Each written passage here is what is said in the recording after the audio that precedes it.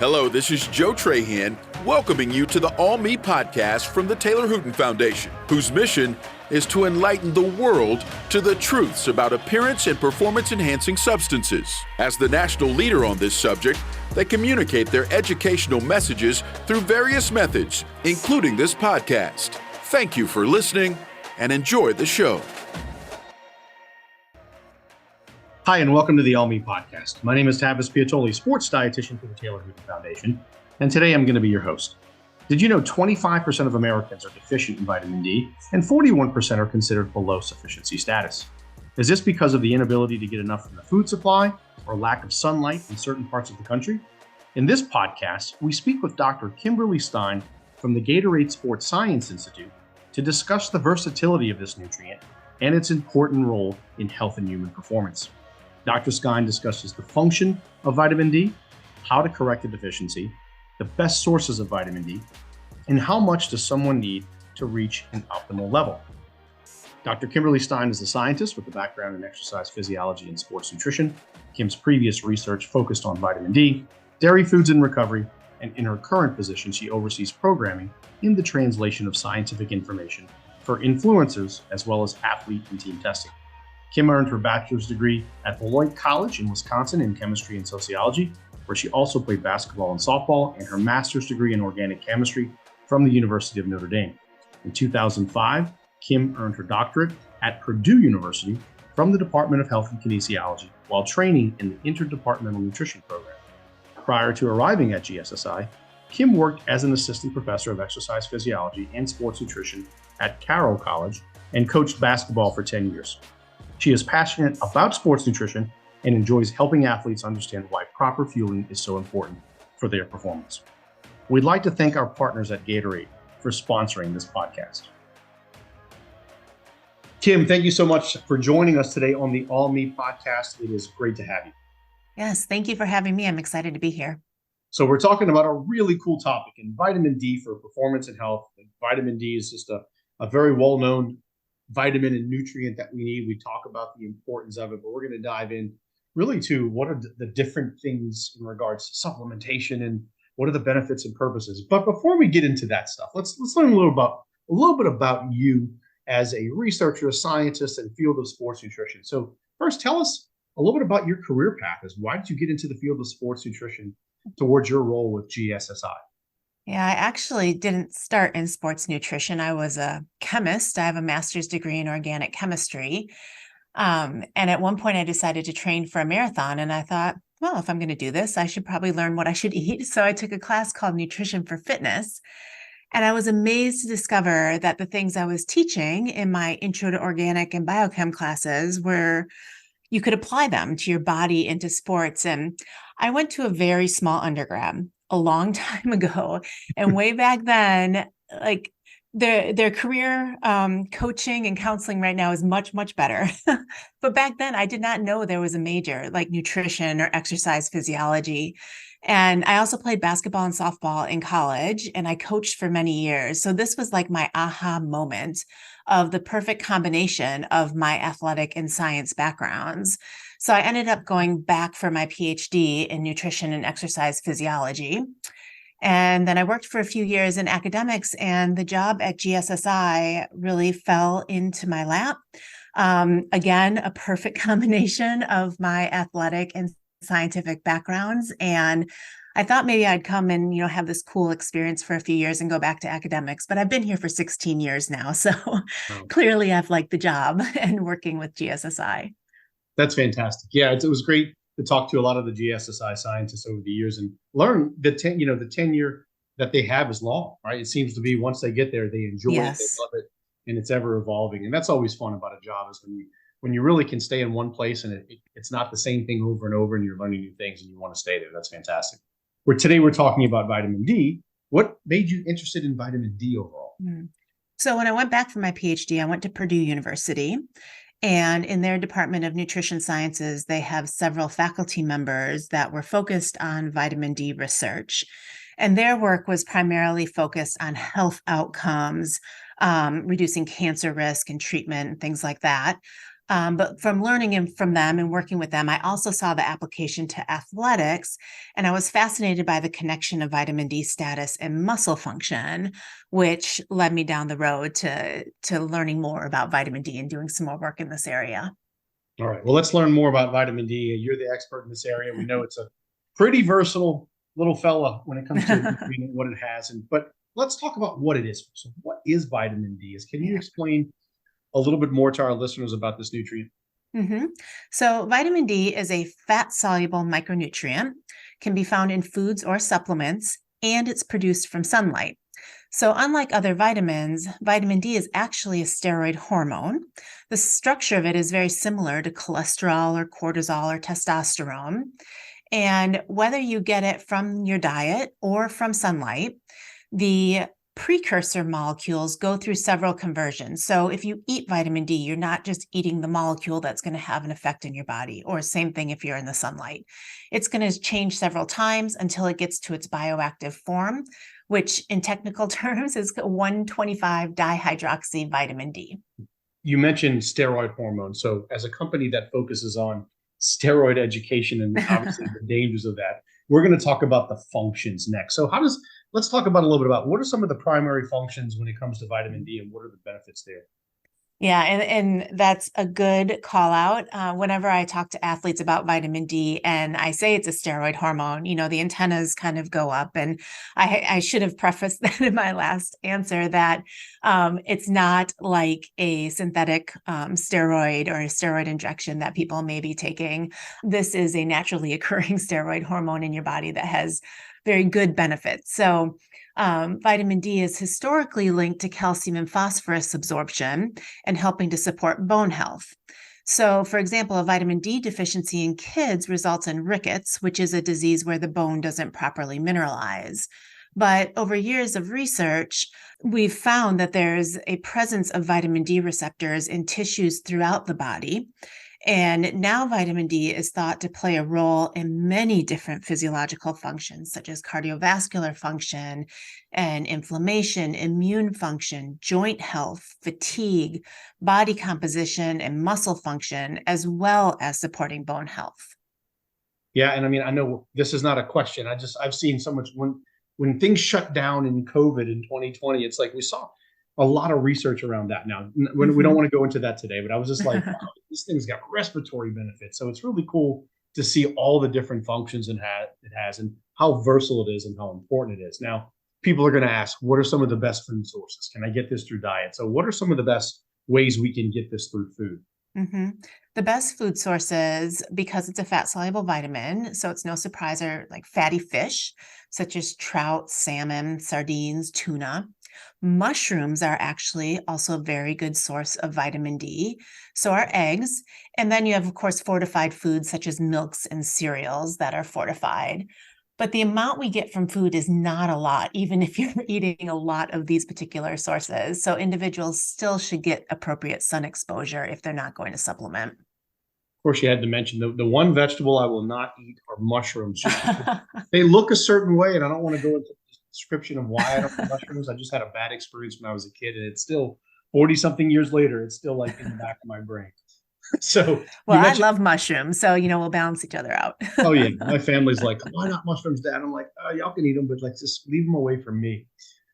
There was this restaurant as a kid. My mom used to get them, and they were hot and they were big, and the smell would go in my face, and I'm like, oh, I would always get nauseous. So I think it still sits with me. Now, you mentioned sunlight. How does the sun increase our vitamin D levels, and how much should someone get to help with that? Yep. So the sun is the best source of vitamin D.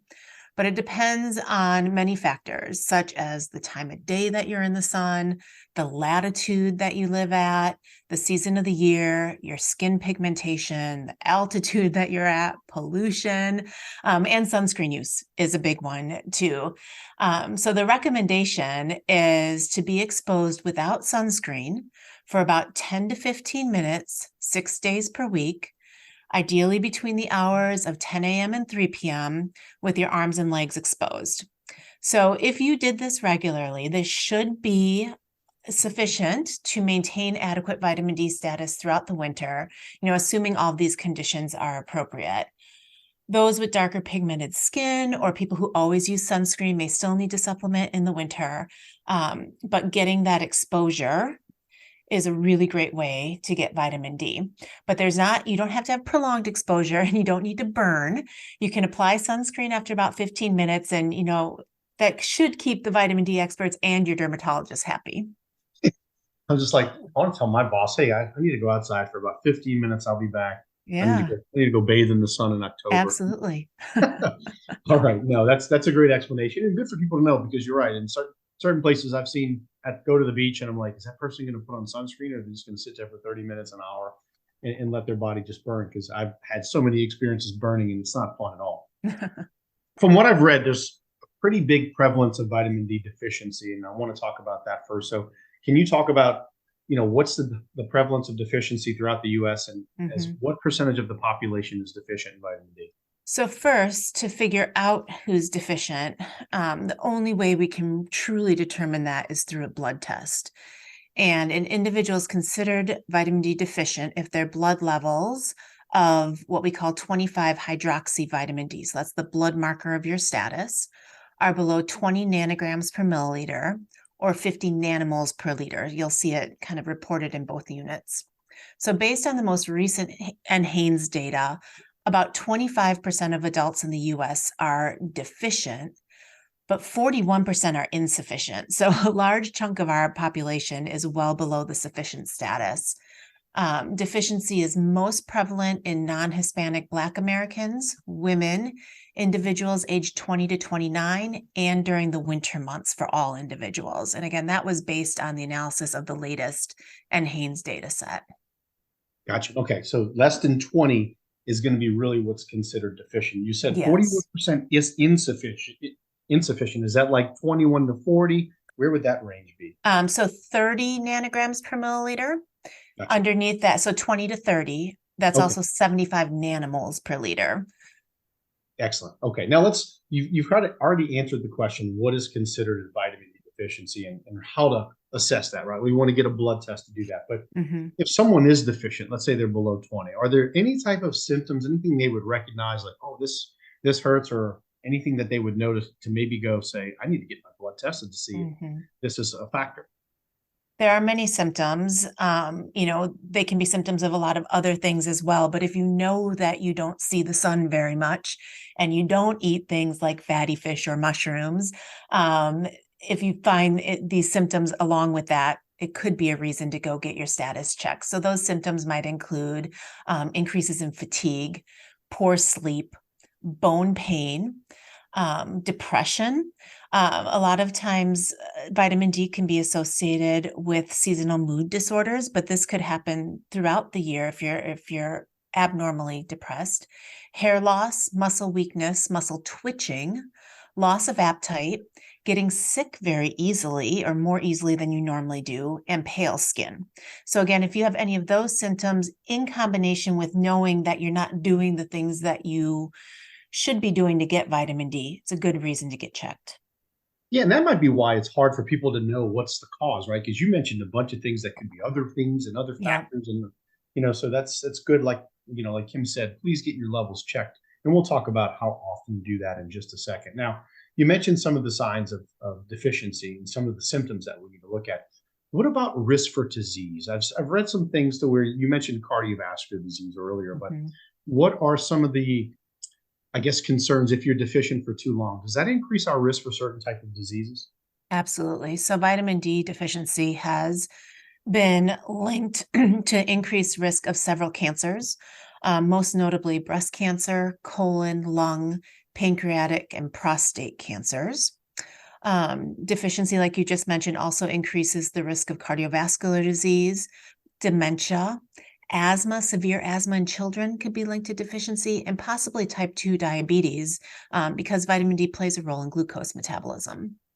Wow, that shows a lot of versatility and the importance of vitamin D for so much to optimize our health in so many different reasons. You mentioned cardiovascular cancer, the top 2 causes of death, in our country, probably in the world as well. So that's important. So definitely get your levels checked. Let's shift over to athletes now. Are there any specific risks that an athlete has if they're going into a season and they have a lot of contact or just a lot of movement of their, especially lower body, maybe it's basketball, jumping, or volleyball or football, are there any risk for those type of athletes for being deficient? Yeah, so of course, bone, right? And bone strength is really important for athletes. Adequate vitamin D and calcium intake. We want to avoid stress fractures, like you said, all the pounding in a sport, maybe like volleyball or basketball. But I also think that the impact of vitamin D is huge for recovery, especially athletes that have a long grinding season, because vitamin D impacts joint health, it impacts muscle function and inflammation. And so it may have the biggest impact in terms of recovery, including recovery from injury. If you have a musculoskeletal injury, being vitamin D deficient could impair how quickly you recover from that injury. Also, athletes need to be healthy if they're going to be on the field or the court of play, and the impact of vitamin D on the immune system is important for an athlete to consider, right? If you're healthy, you're going to be able to play. If you're sick all the time, you're not going to be performing at your best because you might not even be on the court. Yeah, that's a great point. When I was with the New Orleans Pelicans / Hornets at the time, we tested all of our NBA players, and every player was deficient below every player but one. We had one player in the 50s, which was great, but every other player was below 20, and we had some players below 10. I think a lot of it was, you mentioned darker skinned individuals playing indoors. You're indoors for 82, all of your games and all of your preseason and practices. So you're not getting any sunlight. So I think that also played a pretty big role. Yeah. I hear that a lot across professional sports, football as well. Even though you're outside, you're covered with all kinds of equipment and pads. And interestingly, an NFL sports medicine staff several years ago published an abstract where they just followed their injured players and measured vitamin D status. And they saw those with better status had better recovery rates from their musculoskeletal injuries. That's interesting. So that is something hopefully more teams are testing and getting a good understanding of where their athletes start at the beginning and as well as throughout the season. Let's talk about ways to improve levels, right? We talked about the data for those who are deficient. For those that are, though, what's the best way to increase levels to an optimal range? Do we do this through food, supplementation? What would be the best approach for someone to correct their deficiency? Yep. If an individual is deficient, more than likely, they're not going to be able to get enough vitamin D from food alone to reach a sufficient status. And so physicians are going to suggest or prescribe a supplement to them. In severe cases of deficiency, or when compliance is an issue, which often happens with athletes taking a daily vitamin supplement, sometimes they'll be given a monthly megadose or an injection. Although newer research suggests some caution with the megadosing, so we should make sure we don't go too high. Usually it's about 35,000 IUs per week is considered about the cap of the megadose. But you're going to look for a supplement. You're going to be prescribed a supplement if you're deficient, I'm sorry. Yeah, the good thing with vitamin D supplements, these little capsules are so small, or soft gels, depending on how they're manufactured. I remember my levels got way too high many years ago, and I had to stop. Then I retested myself with an at-home test kit last year, and I was like, I'm low again. So even after supplementing with a small amount, it really didn't move the needle. So, I got retested again. I'm like, okay, I'm getting close to where I need to be again. Now that we know supplementation is the key, what do you recommend for supplementation? There's a few forms. There's D2, there's D3. We don't have to go into what those are, but is there a best form for someone to take if they're going to take a supplement? Yeah, so D2, you might see it on a label as ergocalciferol, D3 cholecalciferol, but D2 comes from plants, D3 from animals. So sometimes an individual's dietary preferences can dictate which they use. Both forms are able to be converted to the bioactive form and can address deficiency. But D3 is generally thought to be more effective. It's better absorbed. And so if you don't have a preference, we would recommend you go with D3. Now let's talk about dosage, right? That's an important thing. How much should someone take? Do they get tested first and then we determine how much they should take, or is it based on just some basic blanket recommendations? Yeah, that's interesting because certainly if you get tested, and we would recommend most doctors now during a regular physical will test for vitamin D, and you can certainly ask for that if they don't do it automatically. And if you're deficient in that test, we would definitely treat that. But, as we mentioned earlier with the symptoms, if you know you're somebody that isn't in the sun very much and you're not eating the foods, fortified foods, or the foods that are high in vitamin D, it's not bad to proactively probably go ahead and take a supplement. So the RDA for vitamin D is 600 IUs per day. So you always see the dose on a label or a bottle as 600, or in terms of IUs per day. This is ages 19 to 70. After 70, it increases to 800 IUs per day. But many researchers don't believe this RDA is high enough to maintain a sufficient status or move people to optimal. And so we have on the GSSI website, Dr. Graham Close from Liverpool John Moores University. He does a lot of vitamin D work, and he wrote a Sports Science Exchange article for us. And in this paper, he includes a decision tree on whether or not to supplement athletes. And I would say that this decision tree holds true for non-athletes as well. So the ideal is to get tested and to know your levels. If you don't, and you aren't in the sun, maybe you have dark skin pigmentation, you would look to supplement. And he suggests a supplement in the range of 2,000 to 4,000 IUs per day. Now, that's obviously much greater than the RDA of 600 IUs per day. But this is the range I typically see used in clinical studies on vitamin D, seems to be consistent across the literature. Of course, individuals should follow the advice of their physician, ideally, or registered dietitian when supplementing, but it's pretty consistent, the advice we're seeing, to be in this 2,000 to 4,000 IU per day range. Excellent. You mentioned supplement food. What's going to be the best? Obviously, supplements going to get us there probably a little bit better just because the food supply is pretty small. I remember I got to the level where I was at 125 at one point, and I had to back off. And no, we didn't talk too much about toxicity, but are there any concerns about getting too high? Is there a number that's like, hey, we might want to stop supplementing if we get to a certain number? Yeah, actually, with most things, right, more is not better. And it's the case with vitamin D. It's fat soluble, so there's definitely the possibility of toxicity. In terms of dose, 4,000 IUs per day is within the safe upper limits for daily intake. So we wouldn't go above that on a daily basis. If you were to go above that, it would only be under a doctor's supervision. In terms of blood levels, 80-ish, there's not a hard cutoff in terms of levels. I would say if you're in the hundreds, like you were, that's too high. If sufficient status is considered 40 nanograms per milliliter, 30. 40 is considered optimal for many groups, although there's debate on that in the literature. So if you're much higher than 40, you might want to start, considering at least leveling off what you're doing. But I would go with the amount that you're taking and not go above that 4,000 IUs per day.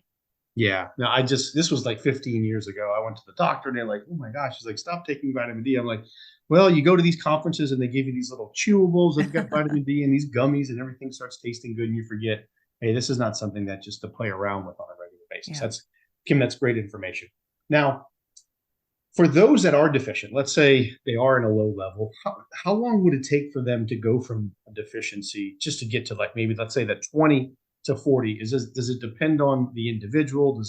Is everybody the same, where if we just dose, let's say 4,000 IUs, are we going to go from deficiency to optimal range in 3 months, or are there other factors that included in that?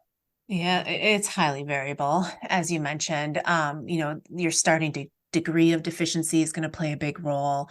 How much you are going to supplement, if you have any additional sun exposure, your level of body fat, because again, it's fat soluble, it can be trapped in the fat tissue. If you have any intestinal absorption issues like Crohn's disease or something like that.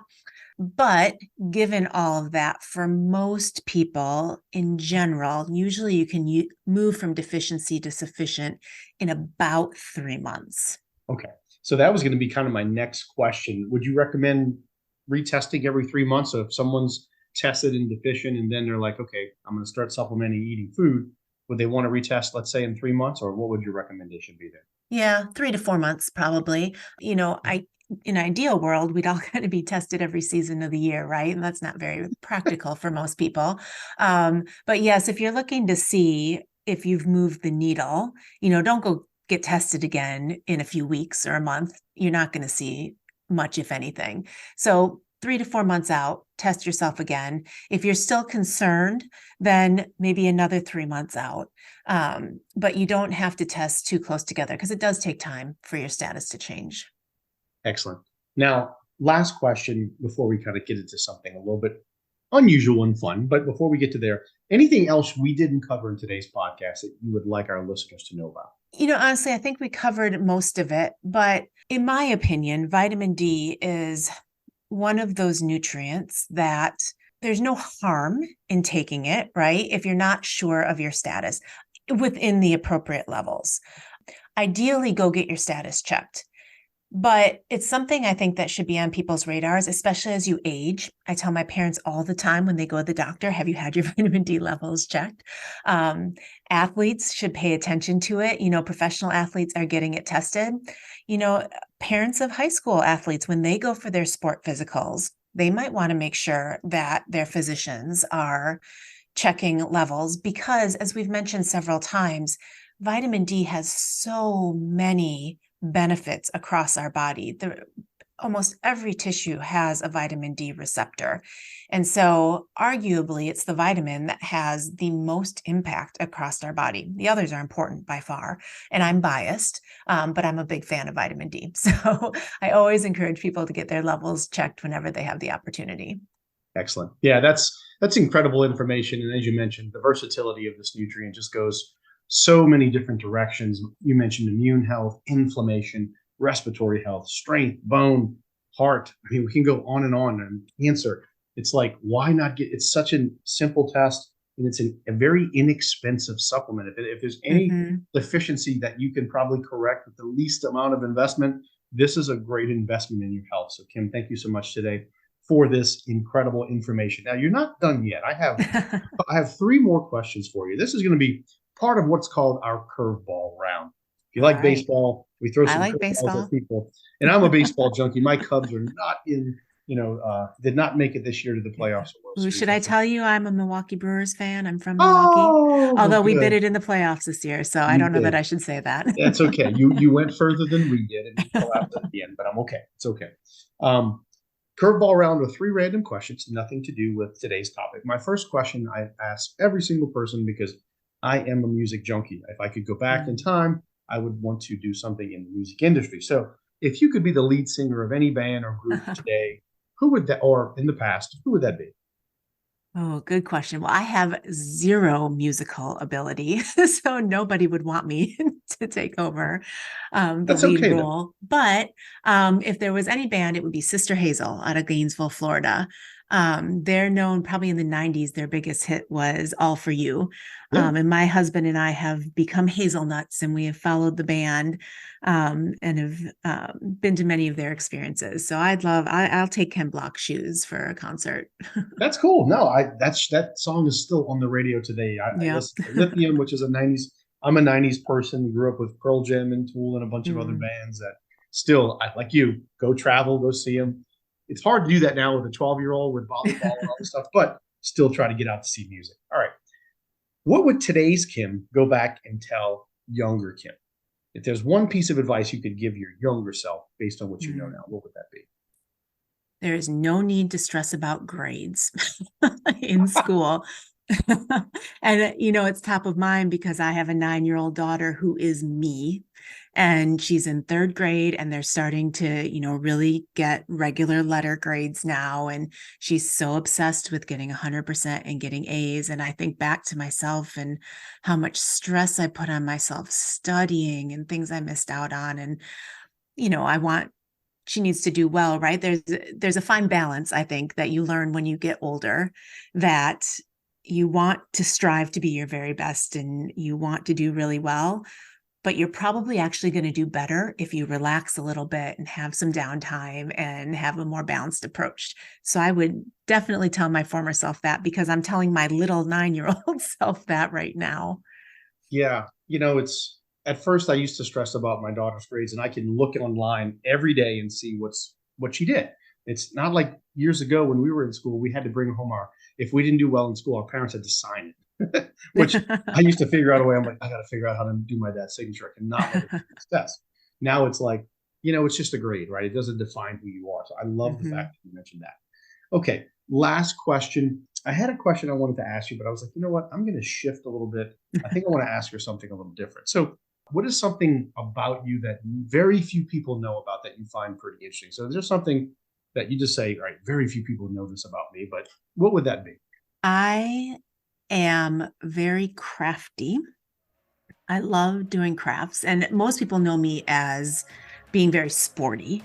And I love sports. I love playing sports and watching sports, but I also love to bake cakes. And I don't really love the baking part so much, but I love to very elaborately decorate them in 3D structures, and come up with really cool cakes that people would not expect to be coming out of my little kitchen.